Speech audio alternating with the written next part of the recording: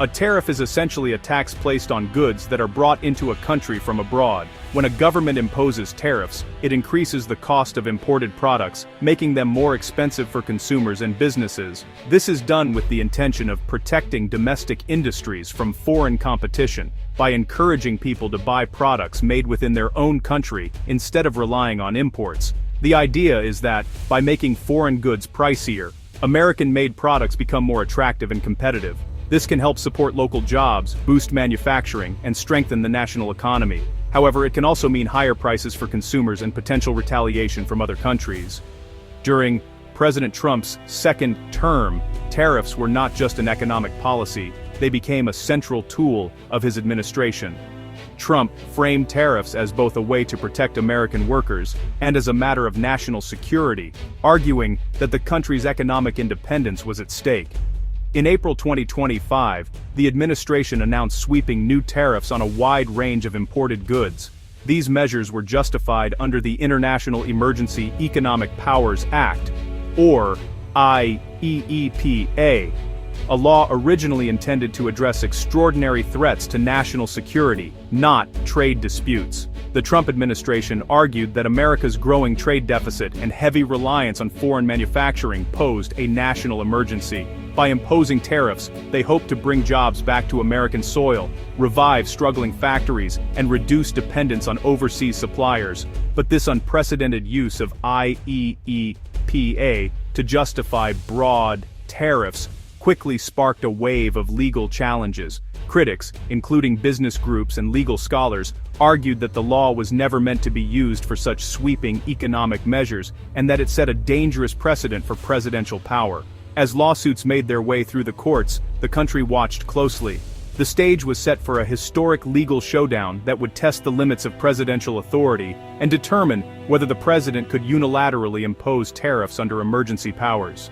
The Supreme Court took up the case, focusing on a crucial question. Does IEEPA let the president impose import taxes, or is that Congress's job? The administration argued that economic threats justify presidential action, while business groups countered that only Congress can levy taxes. The justices pressed both sides, wary of unchecked executive power. Meanwhile, the stakes soared. The government had already collected $89 billion in tariffs.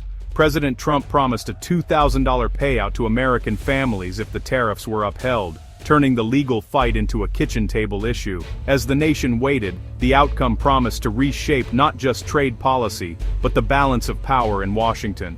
The Supreme Court's decision would have immediate, far-reaching consequences for the economy and millions of Americans.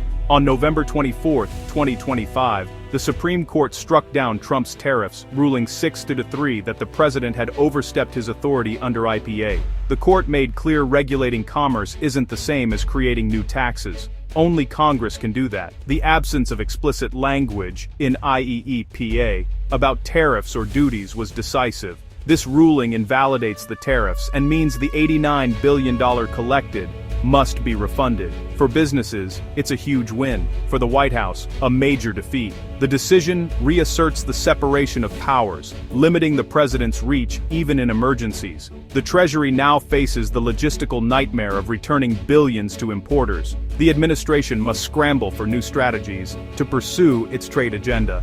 The Supreme Court's decision instantly killed the promised $2,000 payment to American families. Trump's plan to share tariff revenue as a direct payout had generated excitement and hope for millions. But with the tariffs ruled illegal, the $89 billion is no longer available. The government must return it to businesses, not households. The sudden reversal is a political blow and a disappointment for families who had counted on the extra cash. It's a stark reminder that government promises tied to legal battles can vanish overnight. Now the focus shifts from spending a windfall to facing new economic uncertainty. The ruling sent shockwaves through Washington and Wall Street. President Trump called the decision a blow to American workers and vowed to find new ways to protect U.S. jobs. Commerce Secretary Lutnick promised to use every legal tool available, hinting at other trade laws for future tariffs. Business leaders and trade groups cheered the decision, calling it a victory for the rule of law and economic stability. Companies facing high import costs now expect relief and possible refunds. Wall Street rallied, seeing lower costs and less trade war risk. Still, investors remain cautious, knowing the administration's trade ambitions haven't changed, just the methods. The battle over tariffs is far from over, but the rules of engagement have shifted.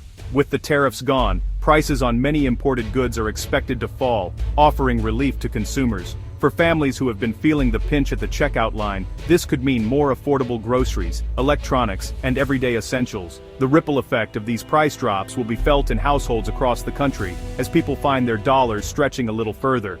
Economists predict lower costs for electronics, clothing, and other popular items. Shoppers may notice discounts on everything from smartphones to sneakers, and even home improvement supplies. These savings could encourage more spending, giving a boost to local businesses and retailers. Building materials are also expected to become more affordable, which could help lower the cost of new homes and renovations. This easing of inflation pressures may bring some much-needed stability to the housing market and construction industry.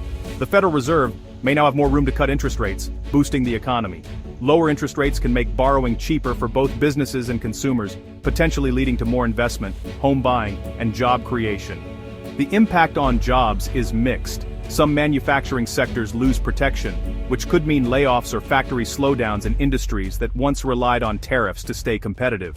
But import-dependent industries benefit from lower costs, allowing them to expand operations, lower prices, and potentially pass those savings on to consumers.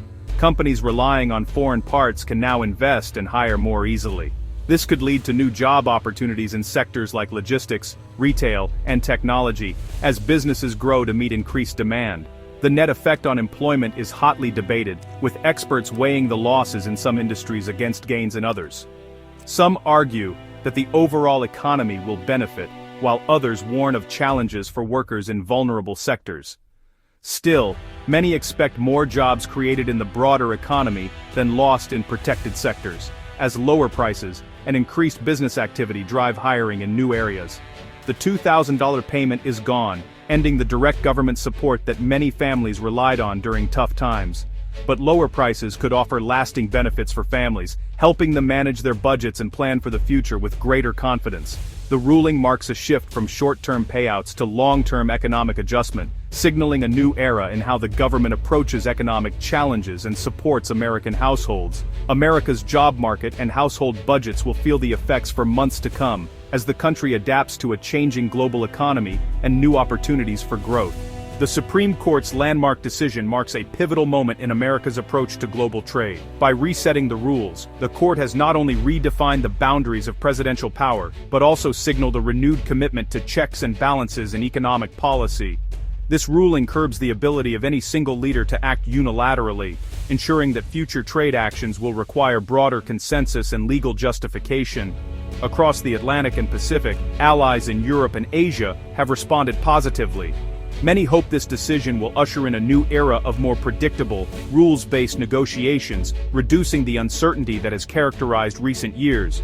International partners see an opportunity to rebuild trust and strengthen alliances, as America signals a willingness to engage in fairer, more transparent trade practices. The move could also ease long-standing tensions with China, America's largest trading rival. With the legal landscape shifting, both sides may find new incentives to return to the negotiating table, not just on tariffs but on complex issues like intellectual property, technology transfer, and market access. This opens the door for more constructive dialogue and potential breakthroughs. Domestically, the administration remains steadfast in its commitment to reshoring jobs and rebalancing trade. While the Supreme Court's decision limits certain executive actions, policymakers are now exploring alternative legal tools and legislative pathways to support American industries and workers. The focus is shifting toward long-term strategies that combine innovation, investment, and targeted incentives. Future tariffs, if imposed, are likely to be more targeted and subject to greater oversight from Congress and the courts.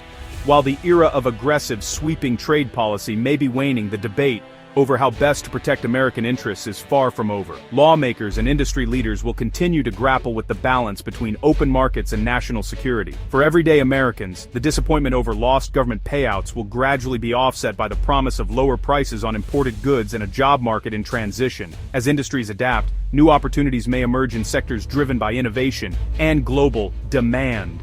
Even as some traditional roles evolve or disappear, ultimately, the Supreme Court's ruling closes one chapter in America's trade story, but opens another. It reaffirms the importance of constitutional checks and balances, compelling leaders to rethink their strategies and work collaboratively across branches of government. As the nation charts its next steps, the choices made now will shape not only the American economy, but also its influence and standing on the world stage for years to come.